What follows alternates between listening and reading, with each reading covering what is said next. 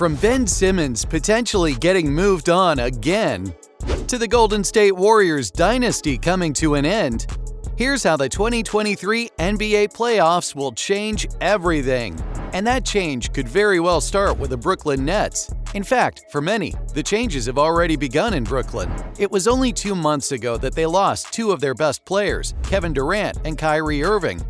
Now, it seems that the Brooklyn side have ditched their win-quick formula and will try to build a young team around the stars they have received through those trades. Unfortunately, things aren't looking great for one of their prime stars, Ben Simmons. That's because, after yet another disappointing season, there are serious doubts over his future. Simmons is set to miss the postseason once again for the Nets in consecutive seasons. It's not a surprise that fans, along with their organization, are quickly losing faith in the 26-year-old. In fact, the feeling is mutual, even from the players' camp, if the recent reports are to be believed. Simmons wasn't happy with the Nets' decision to part with both Kyrie and KD, but it's not like the franchise had a choice. So, rumors suggest that they might not stand in Simmons' way either if he decides to force a move. And as far as the fans are concerned, they couldn't be more on board with the decision. No matter what Jacques Vaughn, the Nets coach, says, it's obvious that Simmons doesn't fit in well. He hasn't got any specific position either, and with his reluctance to take shots, the Australian is more or less a liability at this point for the organization.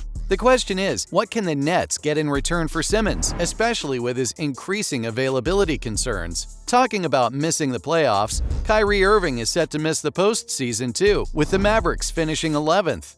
What a massive fall from grace for both Dallas and Kyrie Irving. The Mavericks, under Luka Doncic, were expected to dominate the playoffs this season. Okay, maybe they didn't dominate, but they were back to go deep for sure. And when they added Kyrie to the roster, their odds of making the playoffs were further slashed. But things could not have gone worse than they actually did for the Mavericks as soon as Kyrie joined. In fact, after occupying one of the top spots in the West, the Mavs ended the season without even being in contention for a play-in spot. It's a huge issue for the franchise that bet big on Kyrie Irving, and it's safe to say that it failed big time. The question now is, where do they go from here? And what happens with Kyrie Irving? Well, it's clear as day that their front office needs to make some major changes over the offseason. Maybe even bring in a new coach because things don't seem to be working out with Jason Kidd. But more importantly, they need to fix their defense, which brought about their downfall. That said, they'll need to decide whether they want to re-sign Kyrie in free agency or not. And if they choose not to, where else could Kyrie end up? Maybe a move back to the East? The Heat showed interest earlier, but there are limited options and Kyrie might have to take a pay cut, particularly as the Lakers aren't interested anymore, especially after signing D'Angelo Russell. Speaking of the Lakers, they've got big questions to answer themselves. If the trade deadline came at the wrong time for the Mavericks, it couldn't have come at a better time for the Lakers. They got rid of Russell Westbrook, fixed their roster, and sneaked into the playoffs. But that's only papering over the cracks that are beginning to emerge. Rob Pelinka, the general manager, will need to pull another rabbit out of the hat over the summer. LeBron James isn't getting any younger, and if the Lakers don't win a ring, the question is, do they move the king on in favor of a rebuild? Well, it's true that there hasn't been a better player in their 20th year than LeBron James. The question the Lakers should be asking is whether LeBron's good enough in his 20th year for what they want to achieve. Probably not.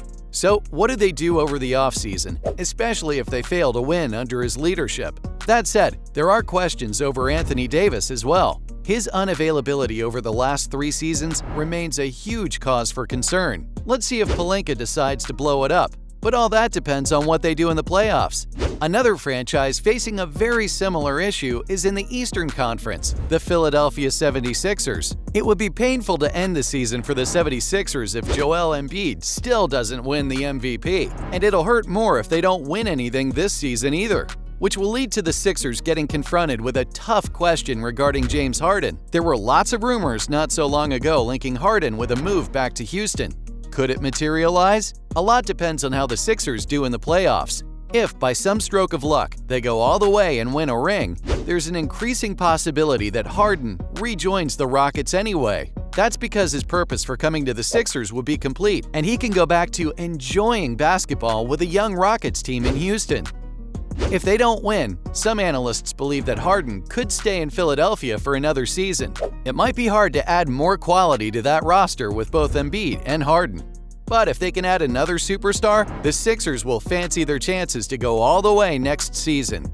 For now, their focus is rightly on the playoffs and how deep they can go. While the Sixers are hoping to make the finals, the Phoenix Suns don't have a choice but to get there. When you sign Kevin Durant to a team that was already considered a super team, the least you can do is make the NBA Finals. And that's why KD can play it down as much as he wants, but he knows that the pressure is on him to deliver a championship to the Valley of the Sun. I mean, come on. Kevin Durant, Devin Booker, Chris Paul, and DeAndre Ayton? What more do they need? This season's playoffs raise some massive questions for the Suns and their players. If the Suns can't win with this team, can they ever win? For Chris Paul, it might be his final chance of winning a ring because he's been rumored to be moving away. If Devin Booker still can't deliver with KD on the team, then should he be labeled a bottler? What happens if Ayton has another underwhelming postseason? Do the Suns trade him after offering him a supermax contract only last season? But none of these questions will be as big as the one hanging over KD's head. If he can't win with the Suns this season, then is his playoff legacy in doubt? Because even if he wins, he won't get his flowers, as he'll be called out for doing it again with a super team. So the only way to stop things from getting ugly is for Durant to deliver a championship. Talking about pressure, there isn't any on the Sacramento Kings. They're already overachieving. After a 16-year absence from the postseason, the Kings returned to the playoffs after a sensational season.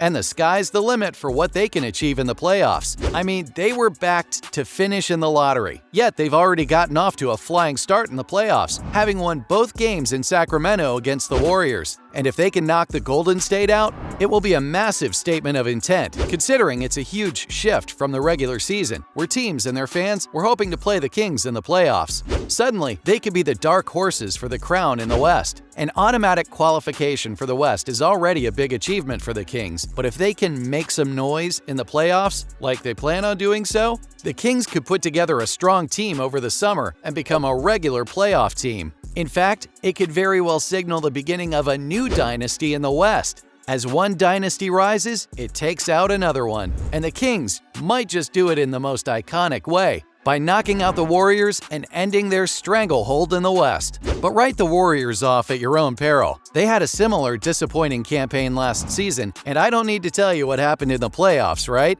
This season, though, they're in a position the Warriors have never been in. 2-0 down in the first round under Steve Kerr. Let's see what the defending champions are made of, huh?